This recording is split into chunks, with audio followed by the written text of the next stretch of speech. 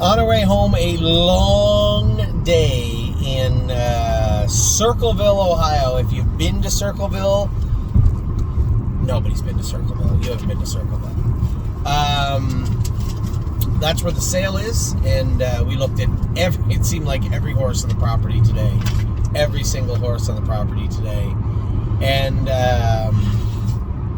some of the best part of the entire day, I think, was going out to dinner. There was 8 of us, I think, wasn't there? When it was all said and done? Yep, there was. 8 of us when it was all said and done, talking about the sale, talking about what we liked, what we didn't like. I have a pretty firm, get rid of this light here. Here, that'll work. A pretty firm top 10 list right now. Now, that was the issue we talked about the most at dinner, was the top 10 list is cool, but if I was just to buy every horse on my top 10 list, we'd be way over budget. So we have to sprinkle in some of the other horses I liked, right? That weren't on my top 10 list. Maybe were just cut out of my top 10 list, or Steve's list, or Jim's list, or Randy's list, or Bob's list. We had a lot of horses that we liked. The important part is to price them all. Decide what they're worth, what we're willing to pay for them, and where they sit in our bucket scenario. We have our one premium horse. I got a pretty good idea who that is now. One, you're right, one if not two, right? One of those 3. I have 3 horses that I have earmarked as our top horses, potential top horses. All 3 of them are very interesting. All 3 of them come with a pretty significant backstory. And all 3 of them, as of right now, driving down the road, are attainable. Who knows what will happen tomorrow? No one knows. But we're going to be ready, I can tell you that. I priced 63 horses this evening. They included my 10 and 53 that I had chopped out of my top 10 list. So maybe number 2, 3, and 4, and 5 went for a little much and they're out. Well, it's easy to fill up those spots with horses that we like for the right amount of money. I think tomorrow is going to be a good day to be frugal. The one thing I did notice about today's sale, there was not a lot of people at the showing. Why?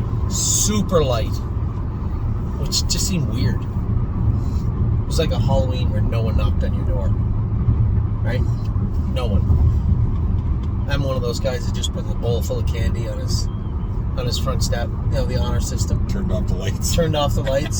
And woke up in the morning, there's a bowl full of candy on the doorstep. That's what today felt like in Circleville. So we'll see how everything turns out tomorrow. I was very, very happy. A number of people sending me emails. No, I don't think it makes any sense. You have to understand how many people watch these videos now. You see it now. Steve lost his bet grossly this morning, by the way. Before 8, there was 135 views of the video. Before 8. Yeah.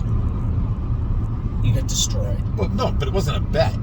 No, it was a statement that you disagreed with. It was a statement I said, which no turned one will into see this video the last thing I said. Leave. No, the last thing I said was, I bet you, which makes it a bet. I never said that. But okay, well, we have video proof. We can go back and look. Yes, we could. No, actually, we don't. I think I said that after you clicked off. No, I don't think so. So obviously a number of you concerned about interested about what we're doing tomorrow. I think today was a huge success. 1, for the dialogue we had at dinner. 2, for the horses we got to inspect, price, view this morning. And we didn't do too bad at the track also. Really, at the entire day, 1 horse raced poorly. One that raced fantastic last week.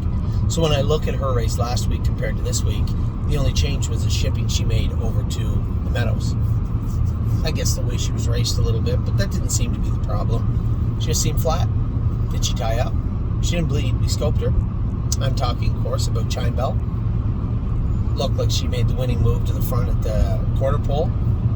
And getting into the last turn, the horse and tool popped out, jumped on her. She ended up consolation 5th, 4th, something like that.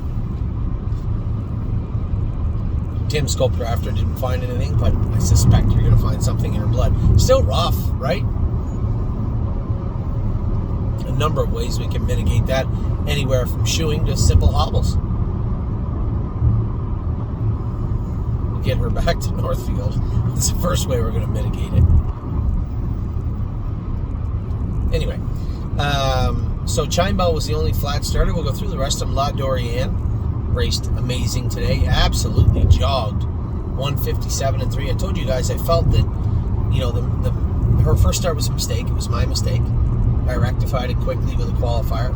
She raced good last week, but I kept her out of harm's way. And Ronnie was extremely careful with her today. He easily made his way to the front and then just powerbombed them. She just looked great. Super impressed with the way that filly looked today. Great job by Ronnie. Great job by Tim. Great job by the horse. She looks great, and everybody that takes care of her. Flash Fly got about what I thought she would. I didn't see what she trotted today. Had to trot in 57 and a piece today, though. Had to have.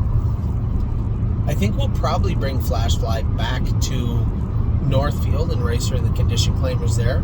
I think maybe her claiming price, although high as a racehorse, maybe a hair low as a broodmare.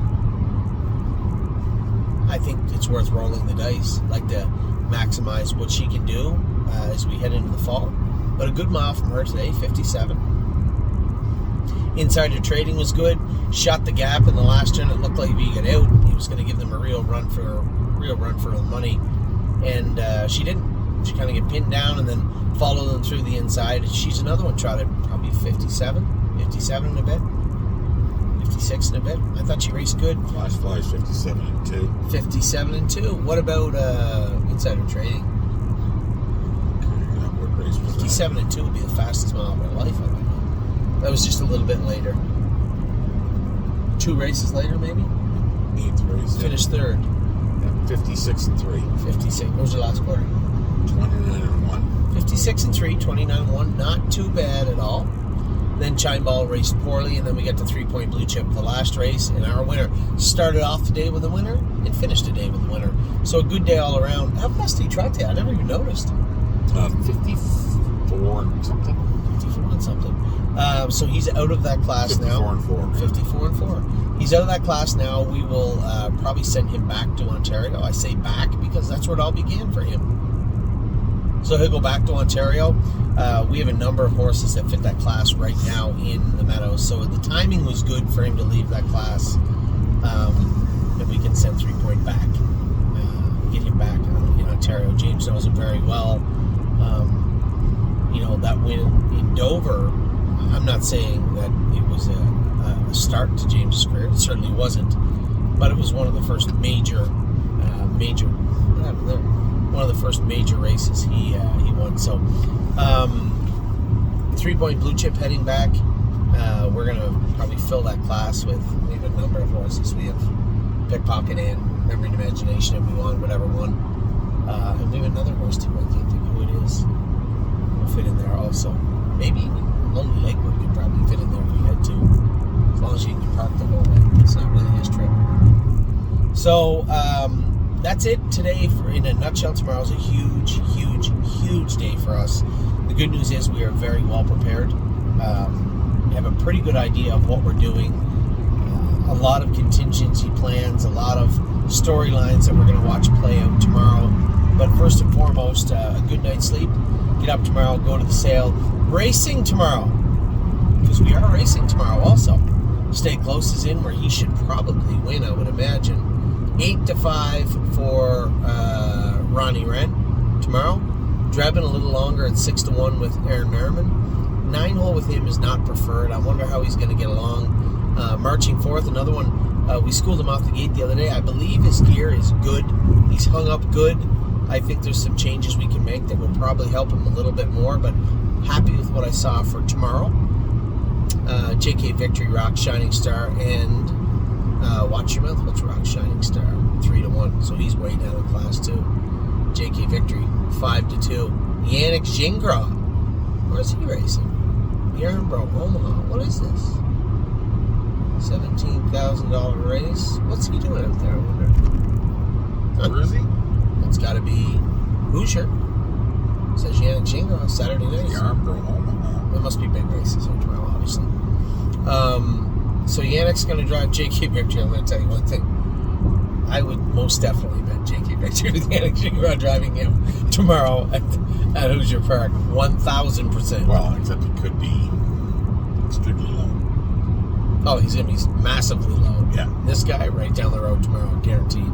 Rock Shining Star races tomorrow, 3-1, and then Watch Your Mouth, 6-1 at Grand River Raceway. So that's what's up Friday, Saturday. We get no free lunch. I'm going to drive Lover's Place. Save America's going to race in Scioto. We don't talk about Bruno racing at, where is this track? Flamborough Downs. Love and Affection and Victory Blue Chip will round out your Saturday evening. So with that, I'm going to let you go. I will talk to you all very, very soon. I hope you had a wonderful day. We did have a wonderful day. And tomorrow, first big piece of the 2025 season begins to be put in place. So with that, please send me all your emails you want for tomorrow. We have a pretty good idea of who we're bidding on, who we're not bidding on, who we like, who we don't like, and a rough idea of what tomorrow will look like. But you get to watch it all unfold, same as we do, starting at 10 a.m. tomorrow from Circleville, Ohio. So with that, I'll let you go. Take care. I will talk to you all very soon. Have a good night.